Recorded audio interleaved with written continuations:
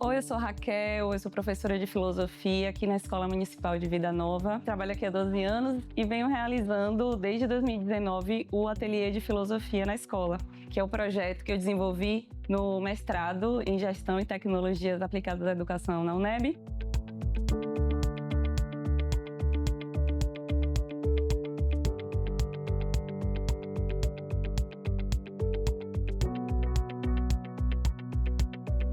Como uma proposta de intervenção didática. Tinha como objetivo e tem como objetivo utilizar, refletir e pensar nos espaços da escola e como esses espaços podem fazer a diferença na vida do aluno. O aluno não precisa apenas dos conteúdos curriculares, né? A escola tem um currículo vivo que ultrapassa a sala de aula. Então, como explorar outros espaços, como, por exemplo, a biblioteca da escola, a quadra, o pátio, os corredores?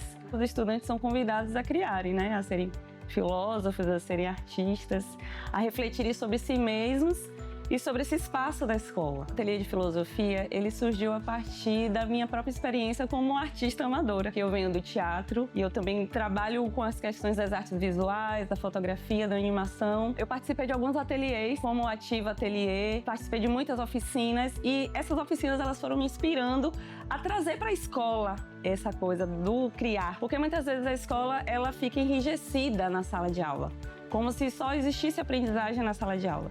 Então, a proposta do ateliê é que a gente ultrapasse esse espaço da sala de aula, que o aluno consiga enxergar o potencial da escola. Eu senti, no período, que os alunos amaram a proposta porque eles puderam se experimentar além da sala de aula. Uma certa euforia no início, né, que é comum os alunos do sexto ano terem um pouco de dificuldade de controlar as próprias emoções, mas isso também trabalhado no ateliê. Entender como que a gente está se sentindo podendo utilizar esse espaço para além do que já é esperado de sala de aula, né? Aquela coisa de sentar em fileira, de obedecer a chamada, de fazer silêncio o tempo todo, como a gente é convocado e convoca os alunos, porque a disciplina é importante. Além disso, a gente pode experimentar o espaço de liberdade, um espaço de existência da própria infância, da própria adolescência. Então a ideia, eu acho que é essa, assim, fazer esses alunos se sentirem bem nesse espaço da escola. Eu acredito que na época eles gostaram muito, inclusive a devolutiva que eles deram foi muito boa.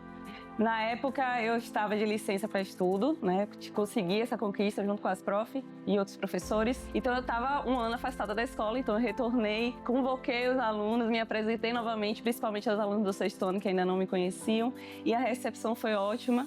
Esses alunos vieram num sábado, foram 3 sábados, eles vieram aqui. Mas naquela época, como era um projeto associado à UNEB, eu tive o apoio de outros estudantes da UNEB, inclusive de estudantes da Unijorge de Psicologia, que me deram um suporte muito interessante. Agora eu tenho o suporte apenas dos meus colegas da escola que me ajudam muito aqui. O produto do mestrado seria o próprio ateliê. Mas depois o material ficou tão interessante que aí eu, junto com a minha orientadora, Rosângela da Luz, a gente idealizou a proposta, né, do livro, que foi publicado pela Edufba. Então, no livro, a gente tem algumas imagens das produções dos alunos, tanto de fanzines, né, quanto das colagens que eles fizeram no mapa da escola.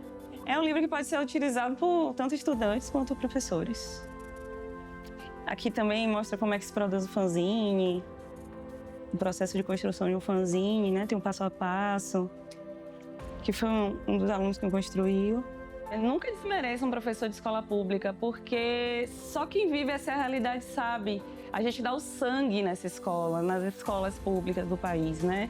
Muitas vezes sem estrutura, muitas vezes destruídas, com carteiras quebradas, sem piloto, o piloto falhando e a gente ali. Muitas vezes utilizando recursos próprios, o que não deveria acontecer, mas acontece. Por quê? Porque a gente acredita, porque a gente sabe que a educação é a única maneira de fazer a diferença. E então, se a escola pública é a base de um país, o professor da escola pública é a base de um país. Se não tiver um professor, não tem escola. A escola deveria ser valorizada como as outras profissões de alto nível, como médico, como advogado, porque o professor, ele necessita fazer faculdade. Ele precisa de um certo ensino, de uma certa educação para conseguir exercer o papel dele. Então eu acho meio injusto o que fazem com os professores, porque até o salário eles diminuem, sendo que o professor é uma profissão tão importante quanto as outras. Os professores têm que ser valorizados pelo fato de eles estar ali todo dia com a gente, se esforçando para passar, como eu tinha dito, né? Passar a sabedoria deles pra gente, o que eles aprenderam e o que eles ainda aprendem. para repassar pra gente. E tem que ser valorizado isso, o esforço, a vida deles. E é isso. Também devemos considerar que os professores fazem parte da nossa vida. Eles estavam lá desde quando nós chegamos na escola, eles sempre fizeram parte de nós, nos ensinando. É como se fossem nossos pais e nossas mães. Só que da escola, eles nos ensinaram a escrever e a ler, coisas que vão ser na vida. E também devemos ter inspiração nesses professores, porque eles já terminaram a vida deles, só que eles estudaram e com esse estudo vieram nos ensinar a também ter a nossa vida. A gente tem que valorizar os professores porque eles se importam com a gente. Quando eles brigam com a gente, não quer dizer que eles querem que a gente pare de fazer barulho, é porque eles querem que a gente entenda que eles estão ali pela gente, que eles querem que a gente adquira o conhecimento que eles adquiriram há um tempo passado, para que a gente também tenha uma vida boa. Muitos falam, pior profissão do mundo é professor. Pior coisa do mundo é virar professor. Mas normalmente o pessoal pensa isso por causa dos alunos, que eles botam na cabeça de todo mundo que professores, eles só reclamam, passam bastante atividade para se vingar de você. Aí bastante pessoas pensam, professores são ruins, professores só querem o nosso mal. Mas não, professores, eles são tipo uma segunda mãe, um segundo pai, até um segundo tio, tia, tanto faz. Porque os professores, eles estão lá para te educar e te dar um futuro melhor.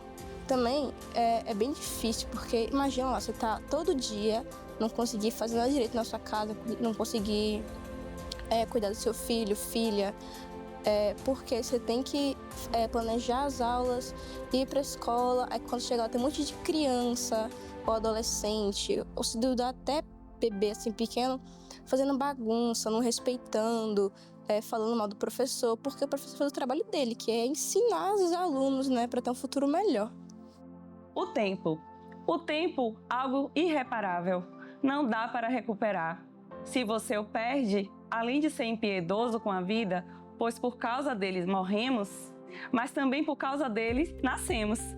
Quero entender o tempo, quero ter o tempo necessário para eu ser feliz e poder viver em paz com meus avós, sem medo de que o tempo os sacrifique.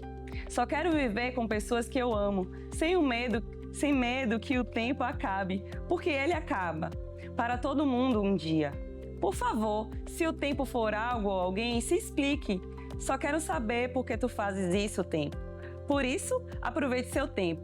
O hoje é único. Foi um texto chamado Desabafo sobre o Tempo, de Matheus Ribeiro da Hora. Foi um aluno muito incrível, muito maravilhoso, que produziu isso aqui, com base no fanzine dele. E eu acho que isso expressa um pouco do que o ateliê faz com os estudantes.